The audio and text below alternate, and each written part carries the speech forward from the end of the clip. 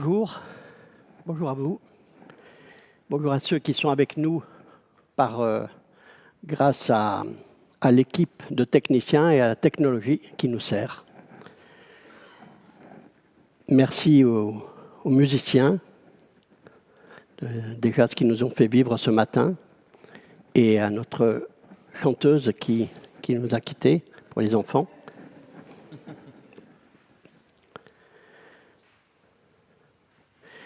J'ai eu à cœur, de partir dans cette prédication d'un passage qui est extraordinaire, donc je ne pourrais pas voir tout ce qu'il y a à l'intérieur, c'est trop énorme, mais on va voir quelques versets dans le deuxième livre des Chroniques, entre le chapitre 2 et le chapitre 7. Et j'espère que vous allez me croire. Je n'ai pas parlé avec Pascal, elle n'a pas parlé avec moi, on n'a pas pris le même livre, mais ces deux livres sont dans la Bible. Alors, 2 Chroniques 2 à 7, donc les passages que je vais lire de la Bible seront sous vos yeux, vous pourrez les suivre avec moi. Au verset 1 du chapitre 2, « Et Salomon résolut de bâtir une maison pour le nom de l'Éternel, une maison pour son royaume. » Verset 3, « Voici, je bâtis une maison pour le nom de l'Éternel, mon Dieu, pour la lui consacrer. » Un peu plus loin. « Cela est prescrit à Israël à toujours. » Verset 5, « Et la maison que je bâtis sera grande, car notre Dieu est grand, mais au-dessus de tous les dieux. Et qui a le pouvoir de lui bâtir une maison? Car les cieux et les cieux des cieux ne peuvent le contenir. Et qui suis-je, moi, pour bâtir une maison, si ce n'est pour faire fumer ce qui se brûle devant lui? » Chapitre 3, au verset 1. « Et Salomon commença de bâtir la maison de l'Éternel à Jérusalem, sur la montagne de Morija, là où l'Éternel était apparu à David, son père, sur l'emplacement que David avait préparé dans l'aire d'Ornan, le Jébusien. » Alors déjà, historiquement, le premier temple fut construit par Salomon vers l'an 1000 avant notre ère et détruit en 587 avant Jésus-Christ. Et reconstruit au 5e siècle lors du retour de l'exil de Babylone.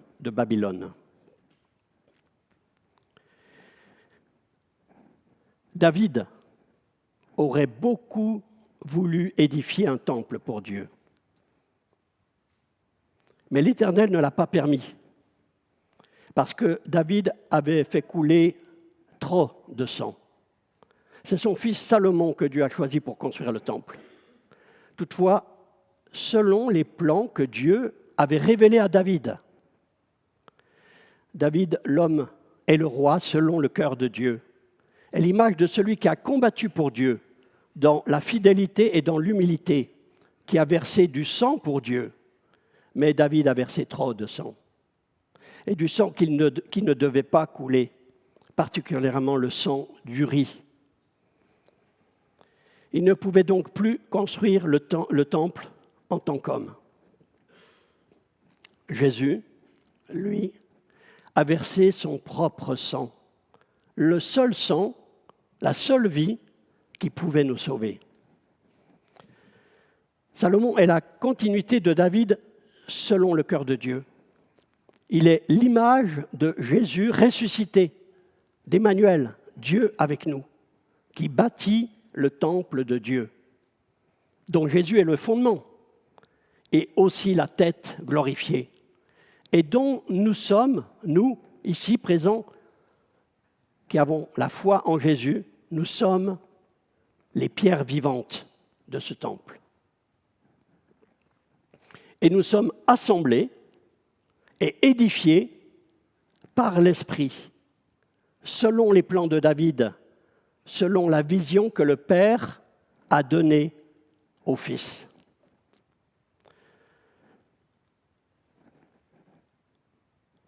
dans Hébreux, au chapitre 10, au verset 7, nous lisons « Alors, il dit, voici, je viens.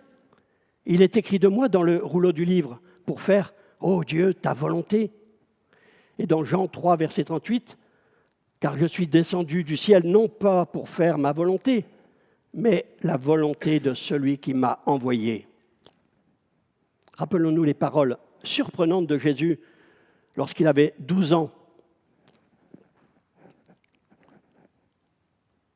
En Luc, chapitre 2, verset 14.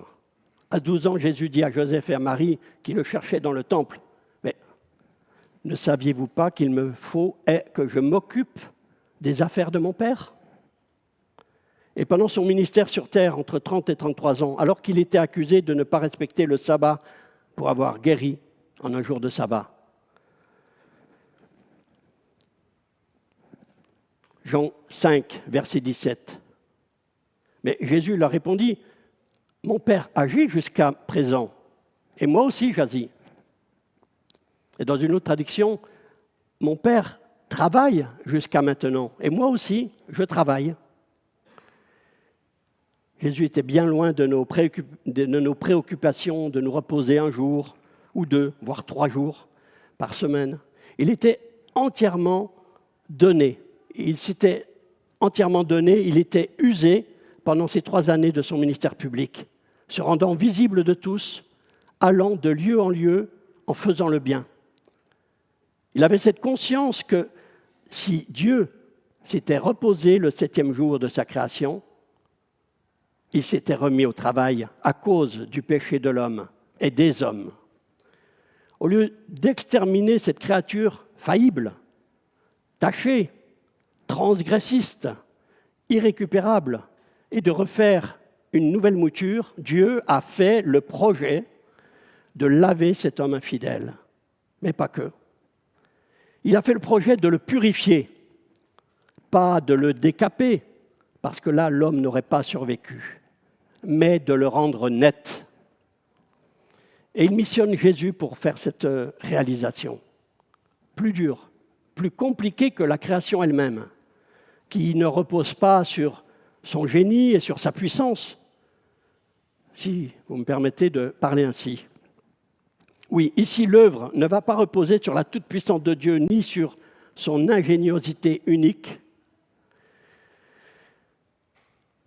Non, ici, l'œuvre de lavage, de purification et de transformation, de sanctification, va reposer sur les épaules du Fils, sur le cœur du Fils, à travers le corps qu'il va prendre, à travers les mains et les pieds saints qui vont être percés par des clous sur un bois duquel il était écrit « Maudit, quiconque est pendu au bois ». Oui, Jésus savait tout cela. Il était venu pour réaliser cela. Il était venu travailler aux affaires de son Père. Il est venu laisser les hommes détruire le temple de Dieu qui était son corps. Ce corps de Jésus dans lequel Dieu habitait par son esprit. Il l'a laissé être cloué au bois pour que dans cette position la plus dure, la plus cruelle, il puisse passer à l'action, agir, combattre et triompher de l'ennemi de Dieu et des hommes, le serpent ancien. Triompher de cet ennemi devant Dieu et devant les anges, sur la croix. Et ensuite, quitter son corps pour rentrer dans la mort, lui enlever son aiguillon. Et en ressortant de la mort, en ressuscitant, ayant fait par lui-même la purification de nos péchés, et se présentant devant Dieu comme agneau divin, comme sauveur de nos âmes, comme réparateur et transformateur de ces hommes déchus que nous étions, pour les ressusciter ensuite et les présenter nouveaux, semblables à lui, compatibles avec la présence de Dieu, acceptables dans la maison de Dieu. Voilà l'œuvre du Seigneur. Oui, il savait les exigences de Dieu, qui étaient dues à cette nature de Dieu que le Fils connaissait parfaitement. Oui, il savait le travail à accomplir Oui, il est venu pour agir, pour gagner contre tous nos ennemis et pour réussir en toutes choses. Il a versé son propre sang.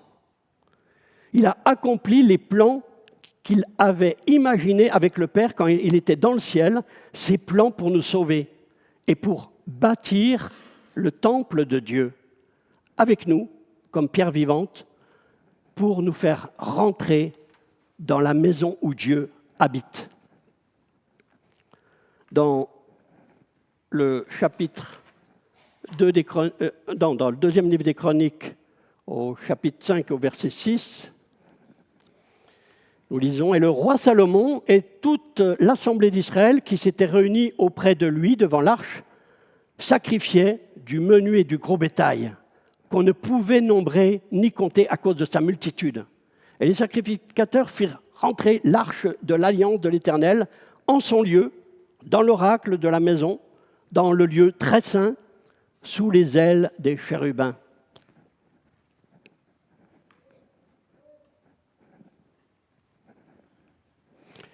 Et un peu plus loin, dans Hébreux chapitre 10, versets 5 à 12, Christ, entrant dans le monde, dit « Tu n'as pas voulu ni sacrifice, ni offrande, mais tu m'as formé un corps. Tu n'as pas agréé ni holocauste, ni sacrifice pour le péché. Alors j'ai dit, voici, je viens. Dans le rouleau du livre, il est question de moi pour faire, ô Dieu, ta volonté. » Après avoir dit d'abord, tu n'as pas agréé ni sacrifice, ni offrande, ni holocauste, ni sacrifice pour le péché, ce qu'on offre selon la loi.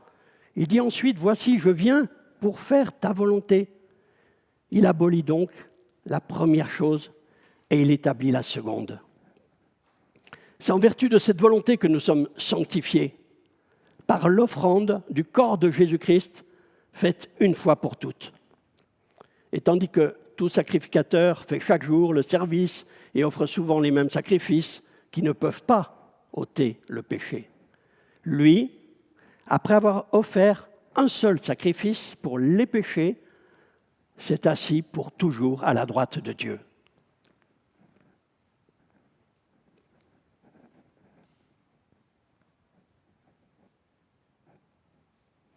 Donc, 2 Chroniques, au chapitre 5, versets 11 à 14. Et il arriva, comme les sacrificateurs sortaient du lieu, et que les Lévites, les chantres, eux tous vêtus de bisus, avec des cymbales, des luths, des harpes, se tenaient à l'orient de l'autel, et avec eux, 120 sacrificateurs sonnant des trompettes. On imagine 120 sacrificateurs sonnant des trompettes.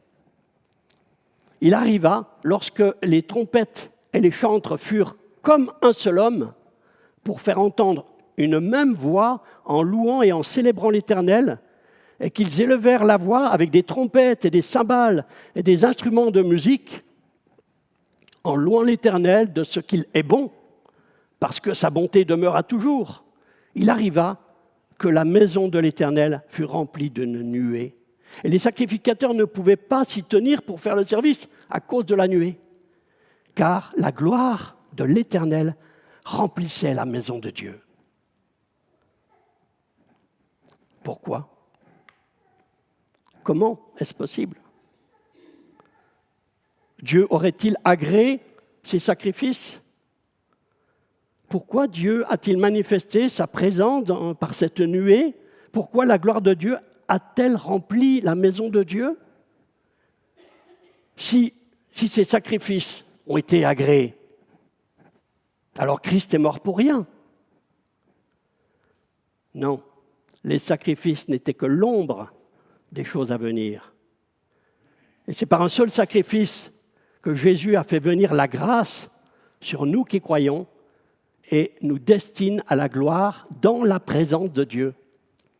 Mais qu'est-ce qui a permis à Dieu de venir dans cette maison-là, sur terre ? C'est la foi. C'est leur foi dans l'Éternel, le Dieu qui est, dans ce Dieu qui veut sauver, qui veut gracier le coupable. Vous vous rendez compte le nombre de de menus et de gros bétail qu'ils ont sacrifiés, un nombre qu'on ne pouvait nombrer ni compter. Je pense qu'aujourd'hui, on ne laisserait pas faire, ou ça ferait la une des médias sur toute la planète. Un nombre qu'on ne pouvait nombrer ni compter. Quelle crainte de Dieu pour avoir effectué tous ces sacrifices selon les ordonnances de Dieu dans la loi. Quelle espérance dans son salut, dans l'espoir de sa délivrance de leur état de pécheurs mortels. Et quelle réponse en grâce de Dieu qui vient les visiter sans les consumer sous cette forme de nuée. Et la réponse de Dieu à leur foi et à leur amour manifesté par ses instruments et ses chantres et par toutes ses louanges, la réponse de Dieu est de venir dans cette maison. Mais sa présence est telle, sa gloire est si forte que les sacrificateurs ne peuvent plus se tenir dans la maison de Dieu. Quelle présence divine! Il leur faudra, et il nous faudra aussi, la transformation de notre être pour supporter la présence de Dieu. Jésus explique à Nicodème qu'il lui fallait être né de nouveau. Vous connaissez bien ce passage. C'est valable pour nous, bien sûr. Es-tu né de nouveau? Es-tu né d'eau pour être lavé? Es-tu né de l'Esprit pour être sanctifié? Es-tu prêt pour être emmené par Jésus dans la maison de Dieu? Seras-tu rendu compatible avec Dieu? Alors, une belle et bonne nouvelle, c'est que comme on ne pouvait pas compter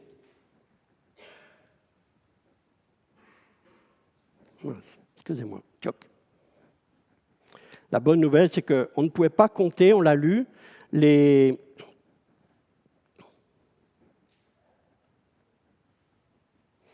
on ne pouvait pas compter le nombre de sacrifices faits par Salomon et la multitude du peuple qui avait fait tous ces sacrifices pour la dédicace de la maison de Dieu. Donc, on ne pouvait pas compter, vous vous rendez compte? Alors qu'un peu plus loin, il est dit le nombre énorme. Mais là, on ne pouvait pas compter tellement il y en avait. Eh bien, grâce à un seul sacrifice parfait, celui de Jésus, on ne peut pas compter ceux qui sont sauvés, ceux qui seront dans le ciel, dans la présence de Dieu. Et là, pour finir, je vais vous lire quelques versets dans le livre de l'Apocalypse. Au chapitre 5, verset 5, « Voici le lion de la tribu de Juda, le rejeton de David, a vaincu. Il n'est plus sur la croix. Il est ressuscité. Il est assis sur le trône de Dieu. » Apocalypse 5, verset 6, « Et je vis au milieu du trône un agneau qui était là comme immolé. Il avait 7 cornes et 7 yeux qui sont les 7 esprits de Dieu envoyés par toute la terre. » Cette nuée qui est déjà venue par grâce couvrir la terre. Apocalypse 5, verset 8 à 10, « Et ils se prosternèrent devant l'agneau, tenant chacun une harpe et des coupes d'or remplies de parfums qui sont les prières des saints. Et ils chantaient un cantique nouveau en disant « Tu es digne de prendre le livre et d'en ouvrir les sceaux, car tu as été immolé et tu as racheté pour Dieu par ton sang des hommes de toute tribu et de toute langue et de tout peuple et de toute nation. Et tu as fait d'eux un royaume, des sacrificateurs pour notre Dieu. » Apocalypse 7, versets 9 à 12. « Et voici, il y avait une grande foule que personne ne pouvait compter. De toute nation, de toute tribu, de tout peuple, de toute langue. Ils se tenaient devant le trône et devant l'agneau, revêtus de robes blanches et des palmes dans leurs mains. Ils criaient d'une forte voix en disant « Le salut est à notre Dieu qui est assis sur le trône et à l'agneau. » Et tous les anges se tenaient autour du trône et des vieillards et des 4 êtres vivants, et ils se prosternèrent sur leur face devant le trône. Et ils adorèrent Dieu en disant « Amen ». La louange, la gloire, la sagesse, l'action de grâce, l'honneur, la puissance la force soit à notre Dieu, au siècle des siècles. Amen. Nous avons goûté un petit peu cela ce matin, par la grâce du Seigneur, et il nous fera vivre cela pleinement dans le ciel et pour l'éternité. À lui soit la gloire et l'honneur.